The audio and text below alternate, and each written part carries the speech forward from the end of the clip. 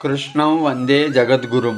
భగవద్గీత మహాభారత ఇతిహాసములోని భీష్మ పర్వము 25వ అధ్యాయము మొదలు 42వ అధ్యాయం వరకు 18 అధ్యాయములను భగవద్గీతగా ప్రసిద్ధము. సాక్షాత్ కృష్ణ భగవానుడు బోధించిన జ్ఞానము గనుక ఇది హిందువుల పరమ పవిత్ర గ్రంథాలలో ఒకటి. దాయాదులైన కౌరవ పాండవులు రాజ్యాధికారం కోసం యుద్ధానికి సిద్ధమైన బంధువులను చంపుకోవటం వద్దనిపించి దిక్కుతోచని అర్జునికి శ్రీకృష్ణ పరమాత్ముడు తన కర్తవ్యం చేయమని భక్తుడైనటువంటి అర్జునికి అతని రథసారథి శ్రీకృష్ణ పరమాత్మునికి మధ్య జరిగిన సంవాదమే ఈ భగవద్గీత.